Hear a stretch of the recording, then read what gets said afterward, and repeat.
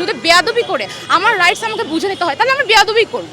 শাহবাগ থানার সাথেই হচ্ছে উদ্যান, সেখানে সিন্ডিকেট, মাদকের যে সিন্ডিকেট, আপনারা সেখানে খোঁজ করেন। জুলাই পরবর্তী সময়ে নির্বাচিত সরকারের কাছে আমরা এটা আমাদের মিনিমাম দাবি আছে, যেটা হচ্ছে যে পুলিশের রিফরমেশনটা আসলে জরুরি।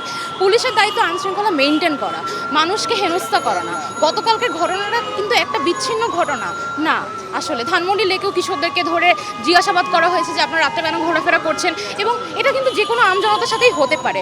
এখন ধরেন সব কিছুতে একটা সিস্টেমেটিক ওয়ে আছে, আপনারা মাদক বিরোধী অভিযান করছেন, ইটস অ্যাপ্রিসিয়েটিভ ওয়ার্ক, কিন্তু সব কিছু একটা সিস্টেমের মধ্যে দিয়ে চলতে হয়। এখানে যখন নাইম ভাইকে গতকালকে তারা জিজ্ঞাসা করলো, সে কিন্তু কোনো ধরনের কোনো বাধা দেয়নি।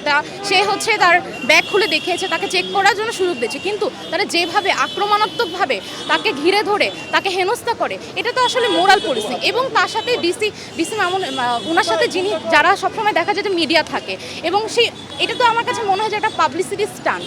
চারু স্টাইলিশ লিভিং। সে হচ্ছে একটা মানুষ, তাকে হচ্ছে কোনো প্রমাণাদি ছাড়া প্রথমে অভিযুক্ত করা হলো, তার কাছে কোনো কিছু পাওয়া গেল না, তার আগে কিন্তু আপনি তাকে অপরাধী হিসেবে গণ্য করেই দিচ্ছেন। মিডিয়া যখন সামনে থাকছে, এই ভিডিওটা যখন ভাইরাল হচ্ছে, এটা কিন্তু মানুষজন তাকে একটা অপরাধী হিসেবেই নেবে। তার বক্তব্য, তার কোনো প্রমাণ এখানে কিন্তু আসছে না। দেখেন মিডিয়াতে কিন্তু এই ন্যারেটিভটা দাঁড় করানো হয়েছে যে তরুণ সে হচ্ছে ওনার সাথে বেয়াদবি করার জন্য তাকে হচ্ছে গ্রেফতার করা হয়েছে। কিন্তু আমার কথা হচ্ছে, সে কিন্তু কিছু সাধারণ নাগরিক রাইটসের কথাই বলেছিলেন যে আমি এখান থেকে কেন যাতায়াত করতে পারি না। সে বলেছে এখানে গাঁজাখড়ি আবহাওয়া থাকে, এটা কিন্তু আসলে কোনো কথা হতে পারে না। এই রাস্তাতে সকলে চলাচল করতে পারে, এটা রাইট কিন্তু আমার আছে। এখানে কোনো 144 ধারা নাই, এখান থেকে আমি অবশ্যই হাঁটাহাঁটি করতে পারি। সে এসে কেন বলবে যে আমি এখানে কেন হাঁটাহাঁটি করছি, এটা জবাবদিহিতা দেওয়া আমি কেউ না। আপনার যদি সন্দেহ হয়, আপনি আমার চেক করেন, চেক করে যদি পান সেই হিসাবে আমাকে নিয়ে যান, আমাকে থানায় নিয়ে যান, আপনি হচ্ছে পরবর্তীতে তদন্ত করেন। কিন্তু তারা কিন্তু এটা করেনি। তারা কি করে, যখন সে বলে যে আমি কেন এখানে যাতায়াত করবো না, সে প্রশ্ন করে। তারা মিডিয়াতে কিন্তু এটা ন্যারেটিভ দেখানো হচ্ছে বেয়াদবি করছে। এখন আমার কথা হচ্ছে, যদি বেয়াদবি করে আমার রাইটস আমাকে বুঝে নিতে হয় তাহলে আমি বেয়াদবি করব।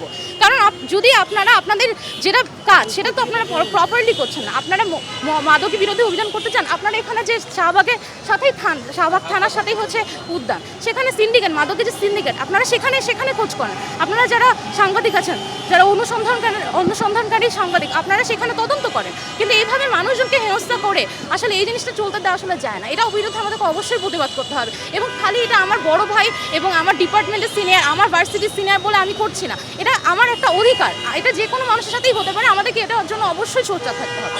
পরবর্তীকালে যখন আমাদের হচ্ছে যারা নাইম ভাই সহ আমাদের ডিপার্টমেন্টের এবং আমাদের বিশ্ববিদ্যালয়ের অন্য শিক্ষার্থীরা যারা ভিতরে গিয়েছে, আমরা একটা ডিসি মামুনের বিরুদ্ধে আমরা হচ্ছে একটা আমরা আমি আসলে ঠিক জানি না, তারা মামলা করার জন্য ভিতরে গিয়েছে। এখন তারা এই ভিত্তিতে আমরা চাই যে আমাদের প্রশাসন যাতে তাদের বিরুদ্ধে ব্যবস্থা নেয় এবং হচ্ছে দ্রুতই যাতে তাকে অপসারণ করা হয়। কারণ তার একটা এই টেন্ডেন্সি শুধুমাত্র এই একটা ঘটনা না, তার এই ঘটনা আমরা গত বছরও দেখেছি, যখন অন্তর্বর্তীকালীন সরকার ছিল সেই সময় পুলিশ ব্রুটালিটি আমরা দেখেছি এবং তার হাত ধরেই দেখেছি। তো আমরা আসলে আমরা চাই যাতে এটা শেষ হয়।